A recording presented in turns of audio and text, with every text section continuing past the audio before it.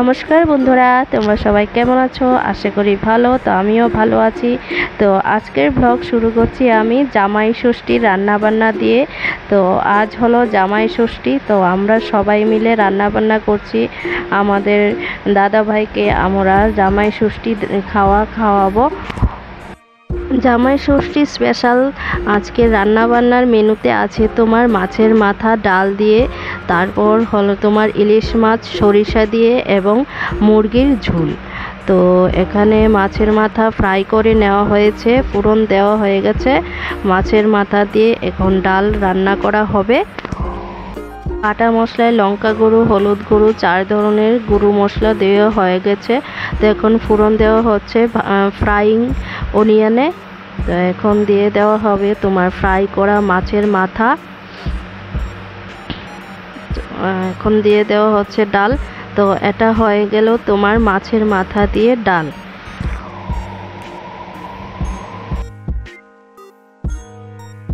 ইলিশ মাছগুলোকে হলুদ গুঁড়ো, লঙ্কা গুঁড়ো, নুন দিয়ে দেওয়া হয়ে গেছে। এখন ওগুলোকে ফ্রাই করা হবে। কড়াইতে তেল দিয়ে দেওয়া হয়েছে এবং গরম তেলে তোমার ইলিশ মাছগুলো ভেজে নেওয়া হচ্ছে। আর ওদিকে আমার শাশুড়ি মা সরিষা বাটছেন ইলিশ মাছের ফোড়ন দেওয়ার জন্য। এই যে তোমার ইলিশ মাছের ফোড়ন দেওয়া স্টার্ট হয়ে গেছে। দিয়ে দেওয়া হয়েছে সব কিছুই। দেওয়া হচ্ছে হলুদ গুঁড়ো, নুন, লঙ্কা গুঁড়ো এবং লাস্টে একটু চিনি।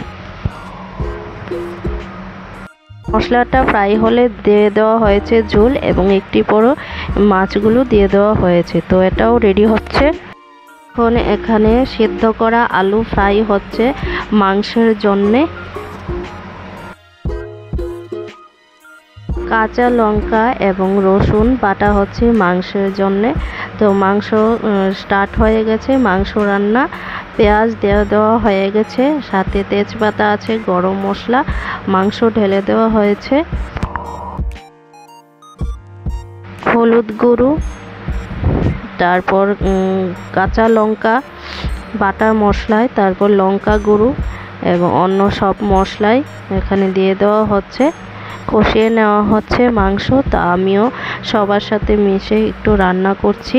আমার সাথে রান্না করছে আমার শাশুড়ি মা এবং আমার সিস্টার ইন ল, এবং ওনারা আসতে চাইছেন না, তাই আমি ওনাদেরকে ক্যামেরা আনিনি, লজ্জা পাচ্ছেন। তো আমাদের রান্না কমপ্লিট হয়ে গেছে ভাত, মুরগির মাংসের ঝোল কমপ্লিট হয়ে গেছে, সর্ষে ইলিশ, আর হয়েছে মাছের মাথা দিয়ে মুসুরি ডাল। এখন আমার দাদা ভাই এবং আমার হাজবেন্ডকে ভাত দেবার পালা। তো আমি সাজিয়ে নিচ্ছি। এগুলি আমার সাজানো কমপ্লিট। তো আমি এখন আমার দাদা ভাই এবং আমার হাজবেন্ডকে ষষ্ঠীর রান্না খাওয়াবো। তো আমি এসে গেছি ওনাদেরকে দিতে। আগে আমি ভাত নিয়ে এসেছিলাম ওনাদেরকে দেওয়ার জন্য। তো আমি এখন ওনাদের বেড়ে বেড়ে দিচ্ছি। তো বন্ধুরা, তোমরা অবশ্যই ভাবছো আমি কেন আজ হিন্দি ভাষায় ব্লগ করছি না।